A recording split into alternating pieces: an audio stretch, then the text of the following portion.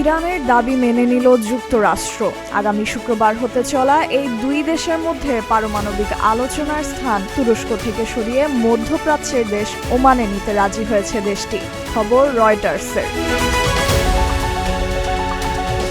আগামীকাল হতে শুরু হতে যাওয়া এই আলোচনার স্থান নিয়ে শুরু থেকেই আপত্তি ছিল ইরানের। প্রথম ধাপের আলোচনার ধারাবাহিকতায় তুরস্ক থেকে সরিয়ে বৈঠকের স্থান ওমানে নেওয়ার দাবি জানিয়েছিল দেশটি। সেই দাবি অনেকটা বিনা বাক্যে মেনে নিল পরাশক্তি যুক্তরাষ্ট্র।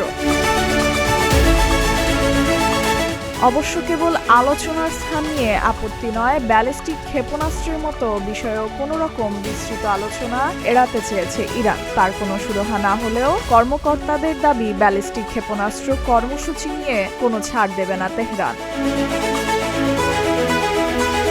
আঞ্চলিক কর্মকর্তাদের ভাষ্য, ইরান চায় যুক্তরাষ্ট্রের সঙ্গে কেবল পারমাণবিক কর্মসূচি নিয়ে আলোচনা করতে। অন্যদিকে যুক্তরাষ্ট্র এর সঙ্গে ব্যালিস্টিক ক্ষেপণাস্ত্র ও অঞ্চল জুড়ে ইরান সমর্থিত সশস্ত্র গোষ্ঠীগুলোর কর্মকাণ্ড সহ আরও কিছু বিষয় নিয়েও আলোচনা করতে চায়।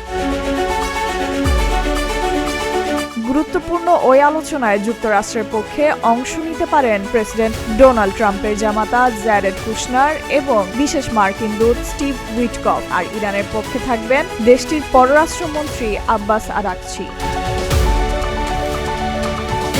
এদিকে তেহরান কেবল যুক্তরাষ্ট্রের সঙ্গে দ্বিপক্ষীয় আলোচনা চাইলে দ্বিতীয় দফার পারমাণবিক আলোচনায় অংশ নিতে পারেন মধ্যপ্রাচ্য, আফ্রিকা ও দক্ষিণ এশিয়ার কয়েকটি দেশ।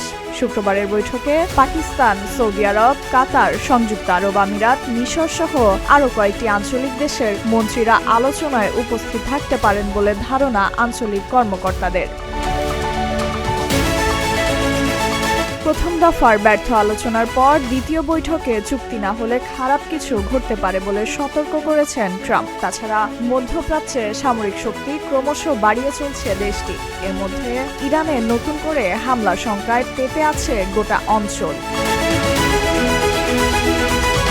এর আগে গত বছরের 2 এপ্রিল ওমানের রাজধানী মাস্কটে পারমাণবিক চুক্তি নিয়ে ইরানের সঙ্গে প্রথম দফায় আলোচনায় বসেছিল যুক্তরাষ্ট্র। সেই বৈঠক ব্যর্থ হওয়ার পর ফের আলোচনার টেবিলে বসছে দুই দেশ। তবে এবার হামলার হুমকি ছাড়াও অন্তত 3টি বিমানবাহী রণতরী উপসাগরীয় অঞ্চলে পাঠিয়ে ইরানের উপর চাপ বাড়াচ্ছেন ট্রাম্প।